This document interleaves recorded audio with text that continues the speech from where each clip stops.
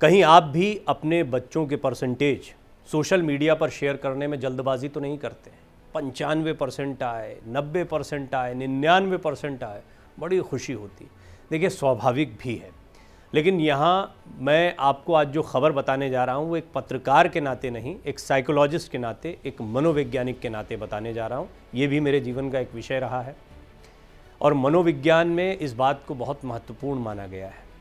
दरअसल ये खबर आपके सामने रखने की वजह बनी है कानपुर में एक मासूम और बहुत ही ब्राइट बच्ची वैशाली की मौत की खबर के बाद।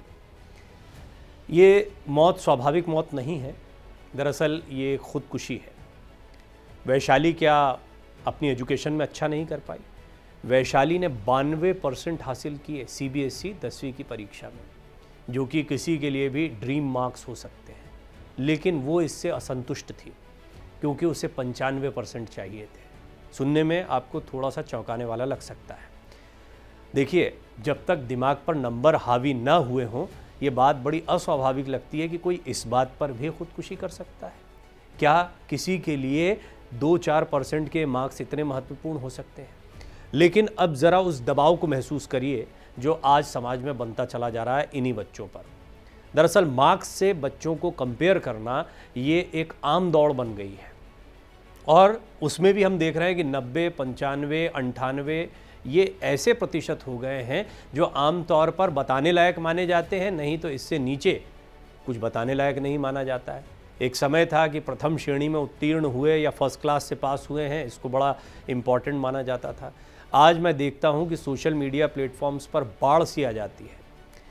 कोई भी बच्चा, और किसी को भी खुशी होगी, जैसा मैंने पहले भी कहा कि स्वाभाविक सी बात है, लेकिन इस खुशी के चक्कर में आप बच्चे पर एक दबाव डालते जा रहे हैं और ये दबाव बहुत छोटी क्लासेस से शुरू होने लगा है, 8वीं 9वीं से, ख़ास तौर पर 10वीं, क्योंकि बोर्ड्स के एग्ज़ाम होते हैं और इसमें परसेंटेज जो है वो आजकल बच्चों की रिकॉग्निशन या बच्चे कितने पढ़ाकू हैं, कितने सफल बनेंगे की गारंटी बनता दिखाई देता है, जो कि एक झूठ है। इसका कोई लेना देना करियर में तरक्की से नहीं होता है। और ये जो बात मैं आपसे कह रहा हूँ, एक इंडस्ट्रियल साइकोलॉजिस्ट के नाते भी कह रहा हूँ, व्यावहारिक जगत में अगर आप देखेंगे तो आपको व्यावहारिक समझ कितनी है, यानी आप सोशल बिहेवियर को कितना समझ पाए हैं। दूसरा, सिचुएशन कंट्रोलिंग आपके पास कितनी है। आप संघर्षों के समय जब कोई प्रॉब्लम आती है तो प्रॉब्लम सॉल्विंग की स्किल्स कितनी डेवलप कर पाए हैं। अलग अलग अपॉर्चुनिटीज़ पर या जीवन के उतार चढ़ाव के दौरान आप उनको संभालने के कितने, ये असली पढ़ाई है।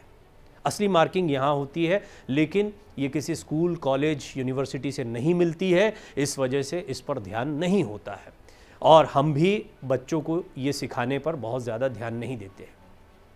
समस्या पेरेंटिंग की नहीं है, समस्या इस बात की है कि हम खुद भी तो इन चीज़ों को नहीं जानते हैं।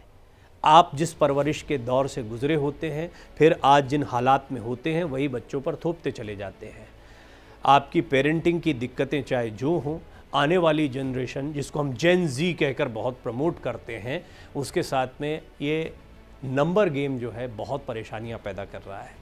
हाल के दिनों में कई केसेस मैंने ऐसे भी देखे हैं जहां पर बच्चे, ख़ास तौर पर जो हायर एजुकेशन की तरफ जा ही रहे होते हैं, यानी 12वीं के बाद अपने सब्जेक्ट्स को चुनते हैं या 10वीं के बाद अपने सब्जेक्ट्स को चुनने की बारी आती है, तो उन पर एक एक्स्ट्रा प्रेशर आने लगता है, पढ़ाई का माहौल बदलता है। और इस समय पे ख़ास तौर पर एडोलेसेंस या किशोरावस्था की एज एक ऐसी एज होती है 15-16 से लेकर 17-18 तक, जो बहुत ही ट्रॉमेटिक होती है या फिर बहुत टर्मोइल से भरी हुई सिचुएशन इसको माना जाता है, इस एज पीरियड को माना जाता है। इसकी वजह ये होती है कि बच्चा ना तो बच्चा रहता है और ना ही ठीक तरीके से जवान हो पाता है। कोलाहल सा उसके मन में चल रहा होता है। आइडेंटिटी क्राइसिस से भी अब वो धीरे धीरे बाहर निकल रहा होता है। उसे क्या करना है, वो क्या है, समाज के अन्य लोग, और यहाँ पर बहुत ज़्यादा सपने तेज़ी से वो देखने लगता है। ऐसे में बच्चों पर दबाव बहुत तेज़ आता है। जैसा कानपुर की इस बच्ची के साथ घटना हुई है, उसके मन में क्या चल रहा था ये किसी को नहीं पता। बड़ी स्टूडियस बच्ची थी, 92% उसने मार्क्स दिए हैं। एक उसने ऑडियो नोट भी अपनी सहेली को भेजा और इसी को फ़िलहाल इन्वेस्टिगेशन का आधार माना गया है। इसमें उसने कहा था, मुझे अब जीने की इच्छा नहीं होती है, मैं चलती फिरती लाश बन गई हूँ। ऐसी निराशाजनक बातें एक बच्ची जो पढ़ाई में पूरा जोर लगा रही है वो करती है, तो इसका मतलब है अंदर कोलाहल बहुत सारा है। एक और सिचुएशन है, वो भी थोड़ा इस मामले में समझने की बात है, क्योंकि सारे बच्चों के साथ ऐसा हो जाएगा ये कहना भी नितांत गलत होगा। हकीकत यह है कि कुछ बच्चे किसी विशेष परिस्थिति में कुछ चुनौतियों से गुजर रहे होते, जैसा इस बच्ची के साथ हुआ। दरअसल इसके पिता की 2 वर्ष पहले ही मृत्यु हुई थी और असमय मृत्यु हुई है। उसकी माँ जो है एक शोरूम में काम करके खर्चा चला रही थी घर का। 2 बच्चे हैं, एक भाई है और एक ये बच्ची थी। और बच्ची के ऊपर बड़ा प्रेशर था कि मम्मी जो पैसे कमा रही है, इतनी मेहनत कर रही है, पिता के असमय देहांत का भी ट्रॉमा था उसके ऊपर, तो वो ये सोच रही थी कि मम्मी के पैसे कहीं बर्बाद ना हो जाए। क्योंकि भाई को ड्रॉप आउट होना पड़ा, या वो वैसी स्टडी नहीं कर पा रहा था जैसी कि उसके विषय में सोची गई थी, जबकि बेटी स्टूडियस होने की वजह से उसे पढ़ाने का ज़्यादा अवसर देने का प्रयास किया गया। कुल मिलाकर किसी की निजी परिस्थितियां भी बहुत हद तक जिम्मेदार होती हैं। हमें अपने बच्चों के बारे में देखना होगा कि वो किन परिस्थितियों में हैं। किसी तरह का कोई दबाव तो आप नहीं डाल रहे, जाने अनजाने, क्योंकि बच्चे कई बार खुलकर अपनी मनस्थिति को आपको बता भी नहीं पाते हैं और आप समझ भी नहीं पाते हैं, क्योंकि आपको लगता है कि शायद बच्चों को पढ़ाई लिखाई के लिए बहुत ज़ोर डालना यही सही तरीका है, जो कि हम जानते हैं आज के दौर में बिल्कुल सही तरीका नहीं है। इसमें भी कोई दो राय नहीं है कि बच्चों का एक्सपोजर अब बहुत बढ़ गया है, सोशल मीडिया की तरफ बहुत बढ़ गया है, एंटरटेनमेंट की तरफ बहुत बढ़ गया है और इसके साधन भी बहुत ज़्यादा हो गए हैं। हम एक ऐसे युग में आ चुके हैं जहाँ पर बच्चों की परवरिश को लेकर या पेरेंटिंग को लेकर अलग से तैयारी की ज़रूरत है। हम बच्चों को तो तैयार करना चाहते हैं आने वाले समय के लिए, चुनौतियों के लिए, लेकिन क्या बीइंग पेरेंट्स यानी माता पिता के रूप में, पालक के रूप में, क्या हम खुद को ट्रेन कर रहे हैं? क्या खुद को तैयार कर रहे हैं? जवाब मिलेगा नहीं, क्योंकि इसके लिए कोई विशेष कोर्सेज नहीं होते हैं। यहाँ पर माता पिता की कभी मार्किंग नहीं होती है, माता पिता को 92% कभी नहीं दिए जाते हैं, ना ही इसकी चिंता उन्हें, इसलिए वो इस पर काम नहीं कर पा रहे। हालांकि ऐसा होता तो भी एक दबाव होता, क्योंकि मैंने शुरुआत में ही कहा मार्किंग का ये सिस्टम जब दबाव की स्थिति में है तब बहुत ही गलत है। हालांकि हम जानते हैं कि मार्क्स जो है एक तरह का तय पैमाना है जिसके आधार पर किसी की योग्यता या किसी को कहाँ एडमिशन दिया जाएगा जैसी बहुत सारी चीज़ों को तय किया जाता है।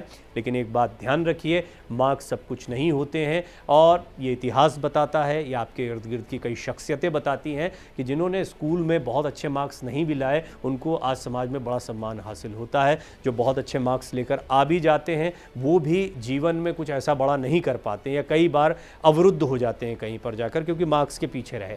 ऐसा नहीं है कि मार्क्स लाने वाले सारे के सारे लोग पीछे रह जाते हैं, मार्क्स न लाने वाले सारे के सारे लोग अच्छा काम कर लेते हैं।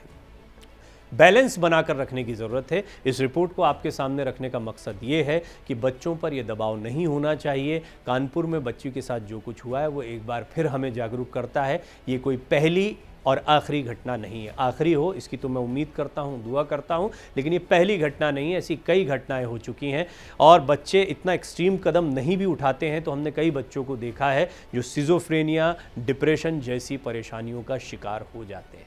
बच्चों पर करियर का, नंबर का दबाव बिल्कुल न डालें। इस बच्ची की कहानी से कम हम ये सीख ले सकते हैं।